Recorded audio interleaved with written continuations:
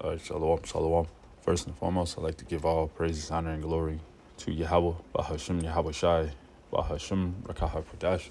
Double honors to the apostles, elders, and bishops of Great Millstone for teaching us this truth and ruling well. Also, I'd like to give double honors to High Priest Men who taught them. Peace, blessings, salutations to Akim, who are putting on as the elect, who are striving for perfection and that crown of righteousness by being obedient to what is written inside these scriptures. Shalom. This is your brother Kasada, GMS Austin. I just wanted to do a quick hit lesson, just going into how Esau's technology is not going to save you. It's not going to deliver you from all these pearl times that's coming upon this earth. It's actually going to set you up for your demise, all right, to be destroyed, following after Esau. All right, so I'm gonna grab this Revelation 6 and 17, some more precepts, and perfectly this will be edifying. This Revelation 6:17, it says, "For the great day of his wrath is come." And ultimately it's Yahushua who is returning to this earth, all right, to destroy the government, the rulership, the authorities, who is Esau right now on earth, and he's going to take rulership. He's going to destroy him and establish the righteous rulers on earth. So the great day of his wrath is come. So it's a great day because the wicked kingdom is being destroyed and Yahweh Shai has returned, all right, for that righteous recompense. But it says, and who shall be able to stand? So no matter what Esau has, he's not going to be able to stand against all this wrath and destruction that the Lord is putting out, all right, that the scriptures prophesy about, that all these things are being fulfilled and manifesting right now on earth, man. You see what's happening in Israel, the war constantly brewing, constantly things are getting worse and worse. See what's happening in Ukraine with the Russia. You see what's happening all throughout the earth, and these are all signs that signify that we're living at the end of the world in which the Lord is soon to return. All right. So it says, for the great day of his wrath is come, and who shall be able to stand, man? So, the elect of the house of Israel are praying constantly to be counted worthy, in that day of wrath. All right. This is Luke 21:36. It says, watch ye therefore and pray always that ye may be accounted worthy to escape all these things that shall come to pass and to stand before the Son of Man. So, man, we're operating with that diligence right now. That's the scriptures commands us to do, man, to give all diligence. This is 2 Peter 1:10. It says, therefore, brethren, give diligence all the more to make your call and election sure. For if you do these things, you should never fall, man. You want to stand and be standing in that time of when the Lord Yahweh Shai returns, man. Be counted worthy to escape all the things that are coming upon this earth that the Lord has told us to be watching for, man. So it says, Luke 21:36, watch ye therefore, man. And what we're watching for are the prophecies inside these scriptures that the Lord has told us to watch for. It talks about in the book of Habakkuk chapter 2, going into how the vision is speaking right now. As vision is yet for an appointed time, but at the end it will speak, man. This vision, which is the scriptures, is speaking loud and clear. The second Ezra 9:1, it says, he answered me then and said, measure thou the time diligently in itself, and then thou seest part, and when thou seest part of the signs past, which I have told thee before, then shalt thou understand that it is the very same time wherein the highest will begin to visit the world in which he made.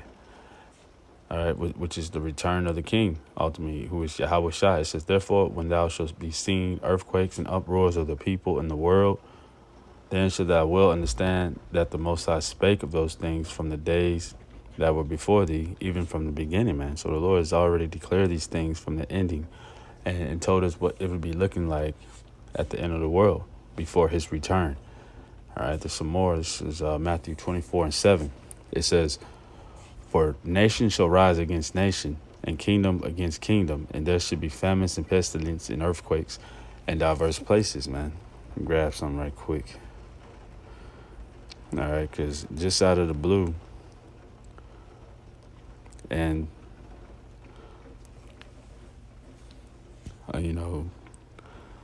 the Lord has sent this earthquake, man, and it killed all these people. All right. The Tibet earthquake, hundreds rescues as searches continue. It says the earthquake, which has killed at least 126 people, is one of China's deadliest in recent years, man. So China got hit with a 7.0 earthquake, man. Shit just shaking underneath you, and it's killing people, man, in this day. So modern technology, all right, could not save these people from the destruction of the Heavenly Father. All right, and this is really what this lesson is going into, because as these calamities continue to rise, man, the Lord is soon to be known. It's going to be known in the kingdom of men. All right, let's grab that. All right, this is Psalms, the book of Psalms 9 and 16 says, the Lord is known by the judgment which he executed.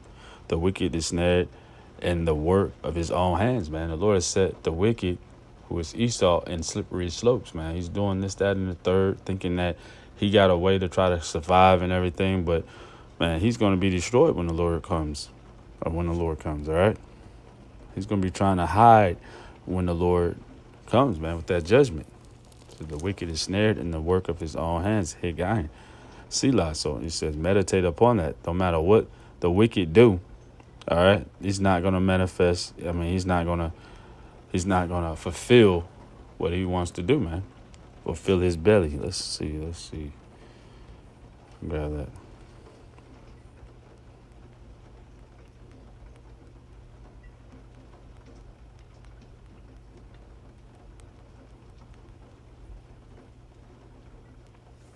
This is Job 20 and 23. It says, when he is about to fill his belly, Yahweh shall cast the fury of his wrath upon him and shall rain it upon him while he is eating, man. So the wicked are going to be destroyed, man, no matter what type of craft or,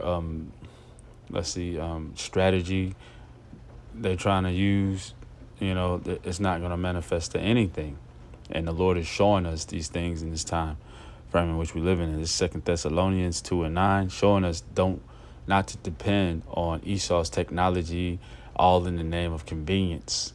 You make these things more easier if you just get this, that, and the third, which is ultimately leading up into the RFID microchip, which is the mark of the TB, the beast, the charagma.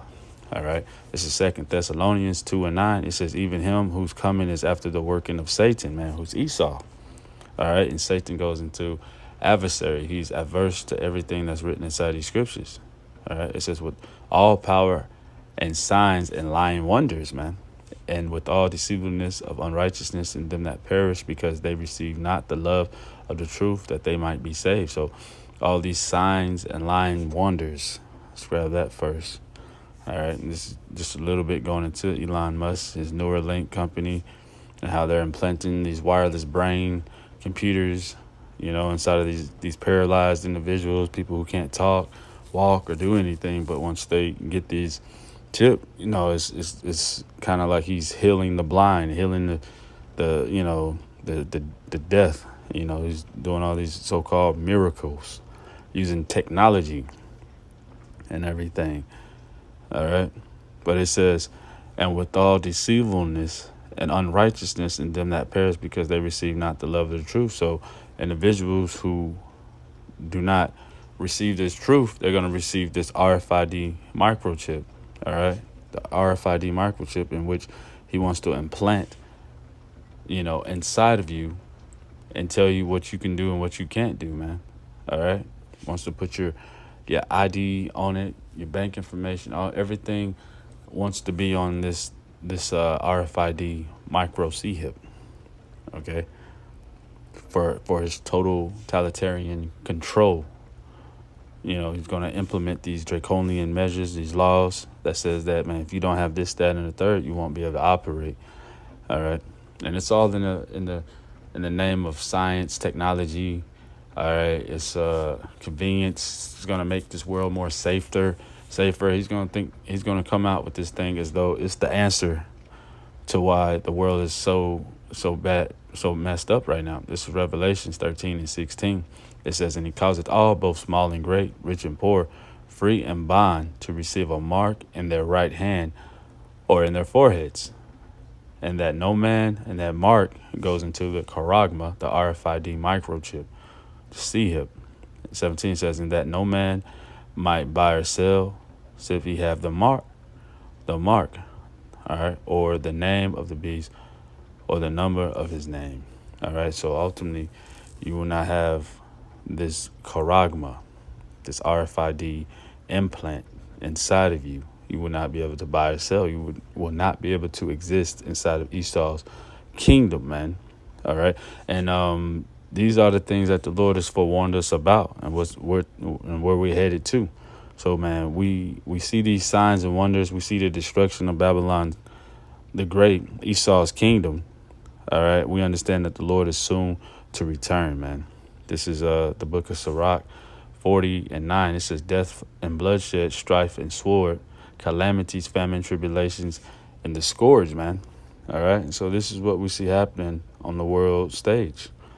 All right, all over the place. Let's drop in on California, because they going through these fires.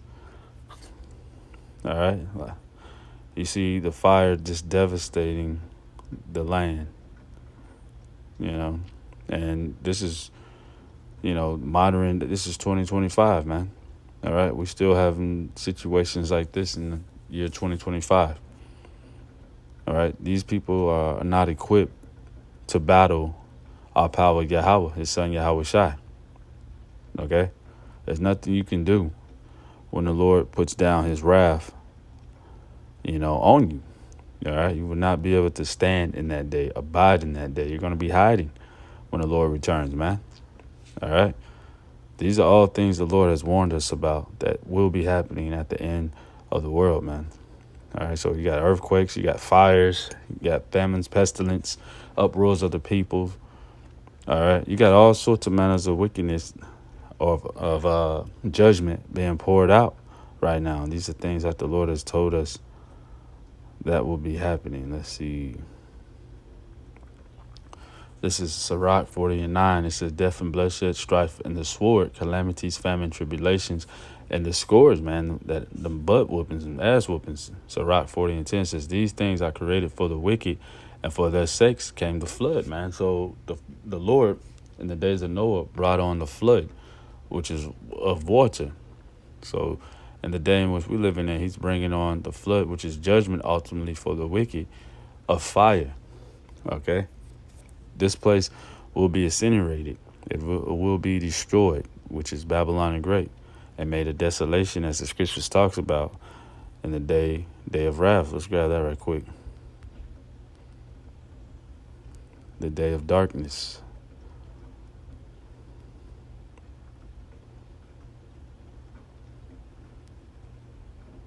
Grab it in Zephaniah. This is Zephaniah 1 and 14. It says, the great day of the Lord Yahweh is near. It is near and hasted greatly.